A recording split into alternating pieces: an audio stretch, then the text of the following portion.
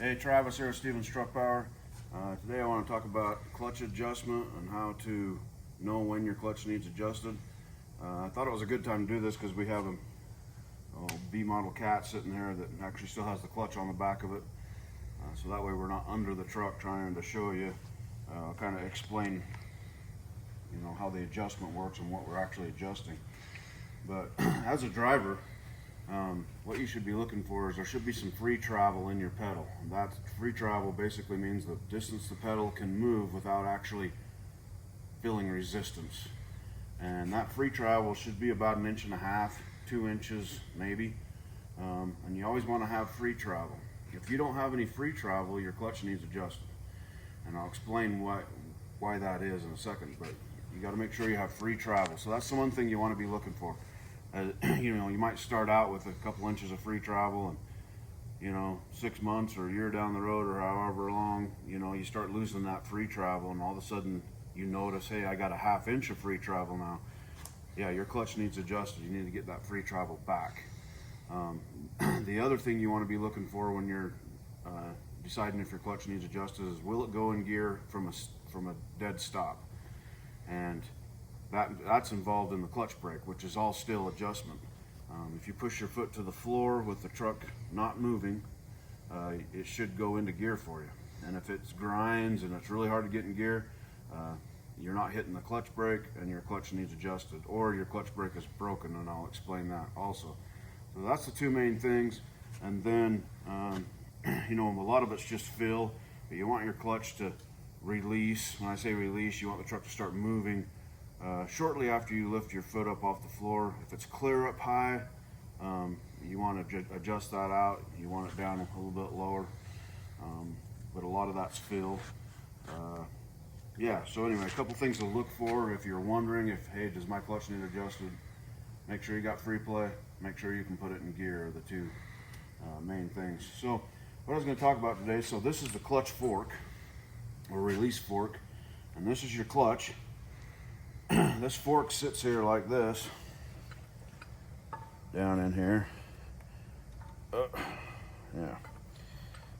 And it pulls on these ears. I don't know if you can see that right there. And so you're hooked up here with your pedal. Your pedal is hooked to this. And when you push, this fork rotates like this, pulls this out. This is your throw out bearing.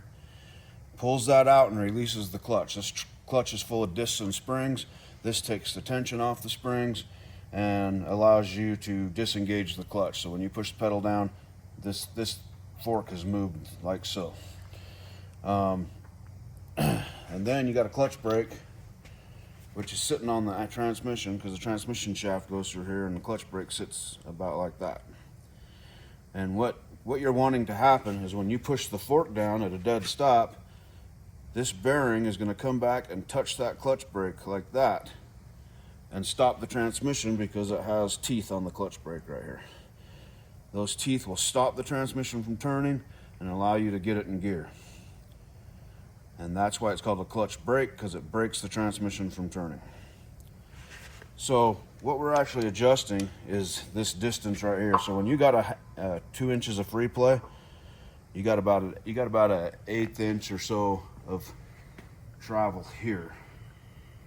You don't want, when you start losing free play, this fork starts riding tight against this bearing like that, and you don't want that.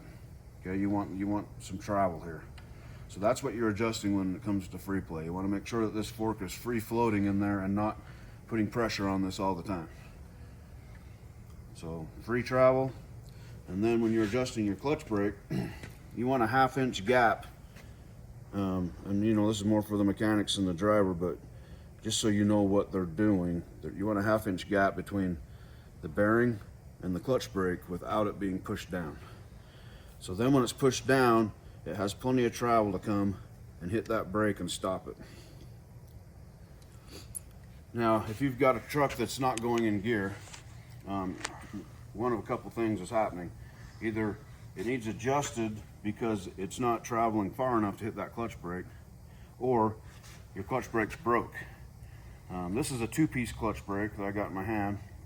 and they make a one-piece clutch brake, which I actually prefer. But the two-piece clutch brake is for when you break your clutch brake, you can put a new one in without actually pulling the transmission out, so pretty handy. But it's got these ears on it, and this is really important. So do not ever push your clutch to the floor while the truck's moving or revved up. And the reason why is because you got all that pressure with the transmission turning, and you're going to try and stop it. And when you stop it, it breaks these ears off. And so it needs to be at an idle and not moving, so that when you push down real easy on that, it's spinning idle speed, it can start slowly slow down like that and break the transmission so that you can put it in gear. If you do that going down the road, you'll break the ears off. And then when you break the ears off, you have no clutch brake, because even if it's adjusted right, it just spins. So there's no ears to contact the transmission to get it to stop. So yeah, don't push your clutch to the floor ever while the truck's moving or revved up, because you can break the clutch brake. So that's pretty much what you're trying to do, and I know it's kind of a lot probably, but most important thing as a driver to remember is, you know, can I get it in gear, and do I have free play? And make sure that you're not pushing it clear to the floor while the truck's still rolling or revved up, and your clutch brake's going to last a long time. Again, make sure you got free play, because you don't want to be putting pressure on this bearing the whole time, and taking the life out of your clutch. And that's pretty much it as far as the driver's concerned. I mean, what we actually do to correct that problem, let's say any of those are wrong, there's an adjustment right here. This is an older style clutch, but you take this little fork out, and there's a ring in here that rotates, and you rotate that clockwise, and that tightens up the clutch, puts everything back in adjustment again. And there's different styles of adjusters, but for all purposes, that's pretty much it. So keep an eye on your clutch.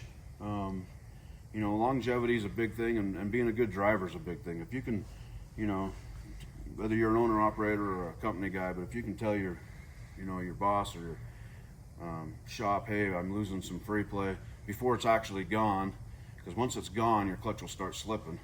But keep an eye on things, and be a good driver, be attentive. You're going to have a lot of longevity out of your truck, out of your clutch, and yeah, people are going to want you to drive their truck when you know how things work. So there you have it, clutch adjustment.